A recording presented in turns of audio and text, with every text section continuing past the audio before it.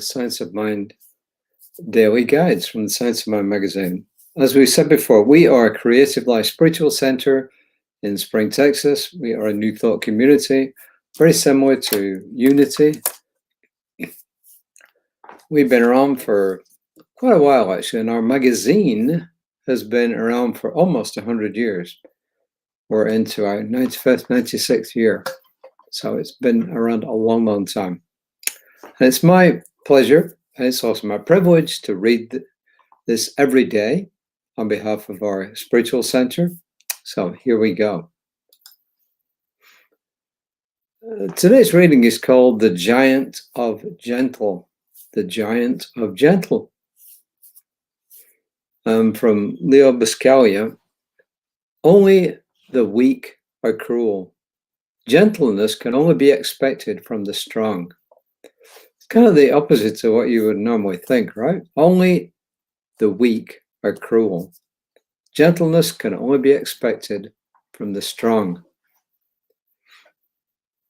And Ernest Holmes in the Science of Mind textbook on page 246 says, "We should think of ourselves as being surrounded by a perfect life and poised in an eternal calm."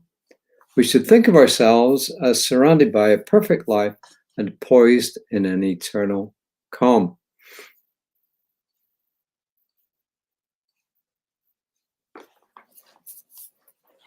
I was always familiar as a kid growing up with the gentle giants and not the giant of gentle. So I'm not really familiar with this expression, but I assume it's something very similar. Take a deep breath. Just let it go slowly. And just be here right now. Just put aside all that's going on today, all that's been going on, all that's got to happen the rest of today. Put aside what happened yesterday and the day before and the day before that. Forget what's coming in the future. Just be here for the reading now and just enjoy it. And then afterwards, we can talk about it a little bit. If we consider the giant of gentle, where giant is not a person, but a description of an extremely large expression, then we're moving in this direction. Gentleness is then like a blanket that calms situations, no matter what the size. From the gentle touch of a mom to her child, to a kindness that transforms a nation. When we come from a clear and a tranquil position, our prevailing sense of connectivity creates a sense of oneness. There is an undeniable power that lives in the sense of oneness. When you are gentle with yourself, you entice a more powerful expression of your true self into the world. You are braver, bolder, and more confident in who you truly are. No longer needed to be right and proving your perspective. Instead, you come from a place of caring and compassion, bringing the transformational heart of clarity into your relationship and all that you touch. In your gentle openness, you exist as an expression of love, an influencer of the possible that is yet to be. Whether during a good time or a rough one, you express the reminder that all is sacred and God is present. So I think there's two things here, actually. When you're gentle with yourself, it means indeed that you come from a place of calmness. You know, the other day, well, let me just back off a second. Most mornings of the week, like Monday through Friday, or actually Monday through Thursday, really, our neighbor and my wife and I go for a short walk. It's about a half an hour, roughly, give or take. And as we were coming back from our walk yesterday, we got to the street that we live on, and there was a lot of noise and shouting going on. And someone, I think it was like the eldest son of the household, they have 3 kids, was obviously really upset about something. He's a teenager in his late teens, I think. He was really upset, and he was shouting and screaming, and there were lots of expletives coming out. We could hear it when we entered our street, and our street's not a very long one. There's maybe a dozen houses on it, something like that. It's a cul-de-sac. And as we approached our houses are opposite to each other, as it turns out, opposite sides of the street. The shouting and the screaming and the expletives were still going on. I don't know what was going on, but this person was obviously really upset at something. I don't know, himself, situations, his parents, the world, who knows? But it was definitely not a sense of tranquility. So what do we do in situations like that? Well, we got a few choices. It was obviously not our job to intervene because the parents were there as well as whoever was doing it. But what we can do is we can just hold the calm. We can hold the peace in our own minds. And I think that's where Reverend Christian Sorensen is coming from. So he's saying that when we are this sea of tranquility, then it tends to spread out because we're all connected. And how do we get to this sea of tranquility? Well, the expression that my wife has used a lot, and which I've repeated several times on here, which we actually read in the Science of Mind magazine, I believe in October of last year. Excuse me, I don't know why I'm yawning. It's been a busy day, maybe.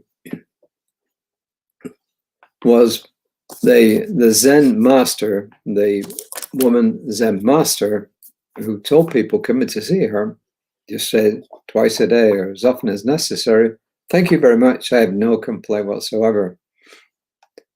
So when we revert to things like that, and when we start saying it in situations like this, then because we're all connected, it tends to have a calming effect.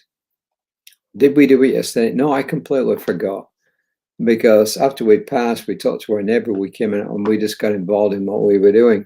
But it's a lesson to me that when I come across situations like that, where it's obviously not appropriate to interfere or intervene, then we can still hold that peace in our minds. We can go into spiritual mind treatment, we can go into meditation, quiet time, and we can hold that space, and it will connect out with other people, and it will bring calm to otherwise situations that are anything but calm. Which goes on to when he says, when you're gentle with yourself, you entice a more powerful expression of your true self in the world. But what you also do is you send out those ripples of calmness into the world as a whole. You send them out into the universe.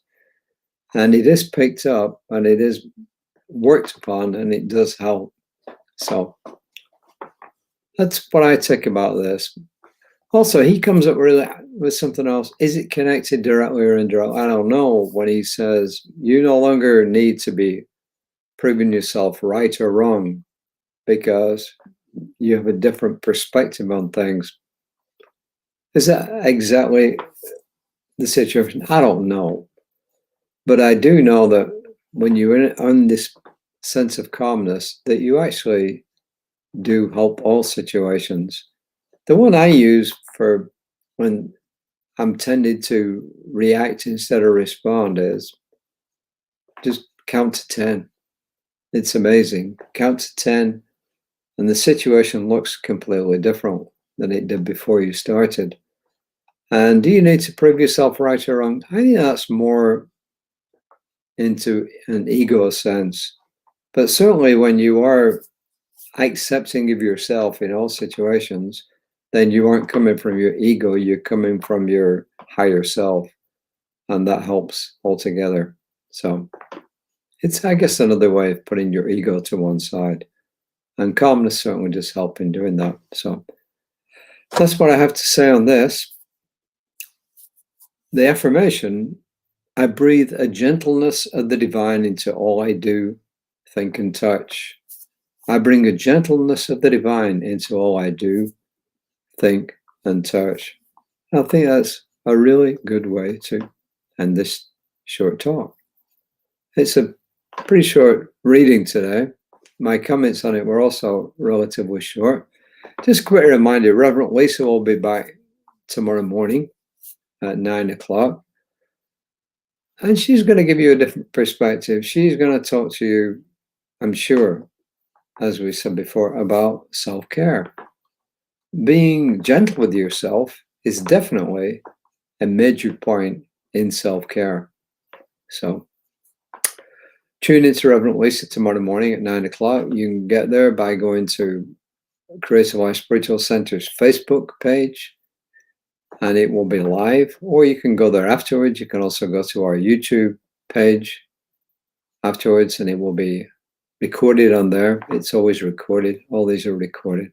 So until next time, that's really all I've got. I have to say, yeah, I really do enjoy the readings themselves, as well as being able to read it. And I do feel privileged about the fact that I'm able to read these things out loud. It's really good. So if you would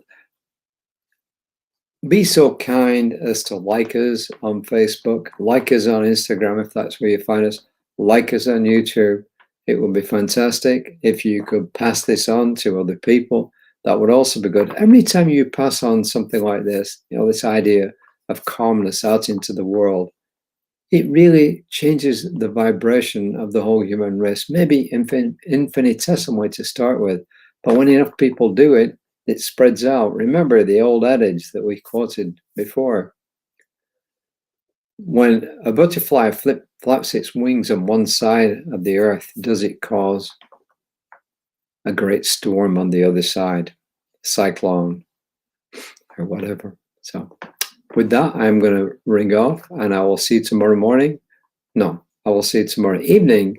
I don't think there's anything in the way of me being here around about 5, but you never know. But I will do my best to be here at 5 o'clock Central Time tomorrow. So until then, be kind to yourselves. When you're calm, you're being kind to yourself. Be kind to yourselves. Look after yourselves. Create that foundation that allows you to go out and care for other people. But remember, you need that strong foundation first. So until next time, namaste.